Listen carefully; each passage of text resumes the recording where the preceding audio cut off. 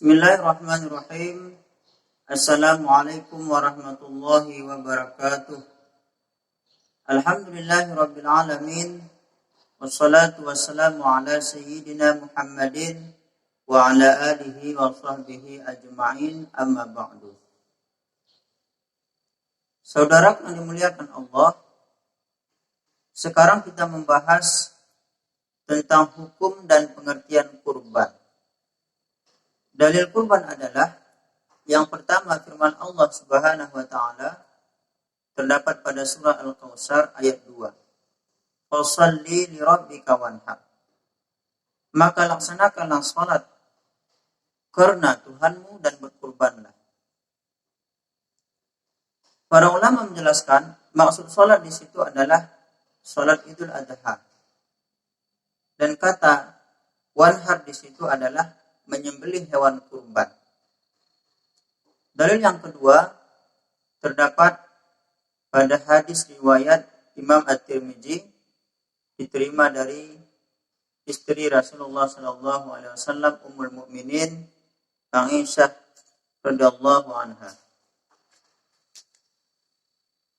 Qala Rasulullah sallallahu alaihi wasallam, "Ma 'amila banu Adama yauman nahri min amalin ahabba ila Allah ta'ala min iraqatid dami innaha la ta'ti yaumal qiyamah bi quruniha wa azlafiha wa inna ad-dama la yaqa'u min Allah bi makanin qabla an yaqa'a min al-ardi fatibu biha nafsan." Artinya, tidak ada suatu amalan yang dikerjakan anak Adam manusia pada hari raya Idul Adha yang lebih dicintai oleh Allah dari menyembelih hewan. Karena hewan itu akan datang pada hari kiamat dengan tanduk-tanduknya, bulu-bulunya, dan kuku-kuku kakinya. Darah hewan itu akan sampai di sisi Allah sebelum menetes ke tanah. Karena itu lapangkanlah jiwamu untuk melakukannya. Makanya berdasarkan ayat Allah tadi dan hadis baginda Rasulullah sallallahu alaihi wasallam ini, para ulama fikih menyimpulkan bahwa hukum berkurban adalah sunnah muakkad 'alal kifayah. Bagaimana maksud kifayah di sini? Mencukupi. Jadi kalau ada di antara keluarga satu rumah itu yang berkurban, maka yang lainnya sudah tercukupi. Tidak lagi mendapat tuntutan berkurban. Tapi baiknya semuanya berkurban. Misal dalam rumah itu, dalam satu keluarga itu ada 7 orang misalnya. Ayah dan ibunya, kemudian anaknya 5. Maka bagusnya berkurban 1 lembu aja langsung. Supaya semuanya langsung bisa berkurban. Itu abdalnya begitu ya.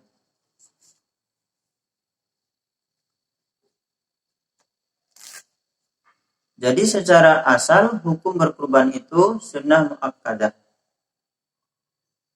Hukum yang kedua, bisa saja berkurban itu menjadi wajib. Apa sebabnya? Karena dia bernazar untuk berkurban. Misal kalau saya nanti lulus, maka saya berkurban katanya.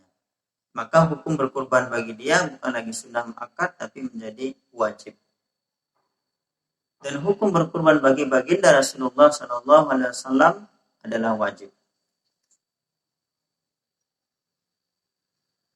Tapi orang yang dituntut untuk berkurban di sini tentunya orang-orang yang sudah memenuhi ketentuan.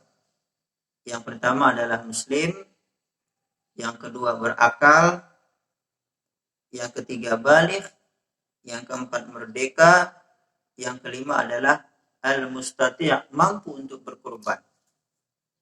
Bagaimana maksud mampu di sini? Ini kita langsung ambil atau kita lihat dari kitab Hasyiah Al-Bajuri karangan Syekh Ibrahim Al-Bajuri, disebutkan di sini bahwa maksud orang yang mampu berkurban di sini adalah orang yang mampu untuk membeli hewan kurban. Misalnya dia mau berkurban kambing, dia mampu untuk membeli 1 ekor kambing tadi. Dan dia masih mempunyai kelebihan untuk memenuhi kebutuhan dirinya dan untuk memenuhi kebutuhan keluarganya. Kalau tadi misalnya dia seorang bapak berkurban, maka anak dan keluarganya itu setelah membeli kambing tadi masih ada belanja untuk mereka. Mulai daripada hari raya Idul Adha sampai 3 hari tasyrik. Tanggal 10, tanggal 11, dan tanggal 12, dan tanggal 13 Dzulhijjah. Idul Adha ditambah dengan hari tasyrik. Masih ada kelebihan untuk membelanjai mereka. Kemudian apa pula hukum berkurban? Kemudian apa pula pengertian berkurban? Dijelaskan dalam kitab ini bahwa berkurban adalah nama bagi hewan yang disembelih daripada binatang ternak yang disembelih pada hari raya Idul Adha dan hari-hari tasyrik. Tujuan menyembelihnya karena mendekatkan diri kepada Allah Ta'ala.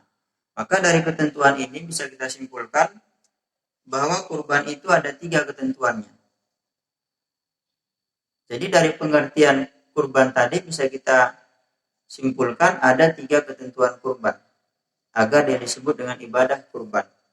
Ketentuan yang pertama, bahwa hewan yang disembelih itu adalah hewan daripada binatang ternak, unta, lembu, sapi, termasuk juga domba, kambing biasa. Maka kalau bukan yang binatang ternak tidak termasuk kurban. Misalnya dia menyembelih ayam atau bebek, tidak termasuk kurban. Yang kedua, waktu penyembelihannya itu pada hari raya Idul Adha. Setelah salat Idul Adha, setelah 2 khutbah, dan hari-hari tasyrik. Tanggal 11, tanggal 12, tanggal 13 Dzulhijjah. Dan ketentuan yang ketiga, tujuan menyembelih itu adalah karena mendekatkan diri kepada Allah Subhanahu wa taala. Maka kalau tidak memenuhi 3 ketentuan ini, bukan kurban namanya. Demikian, semoga bermanfaat. Assalamualaikum warahmatullahi wabarakatuh.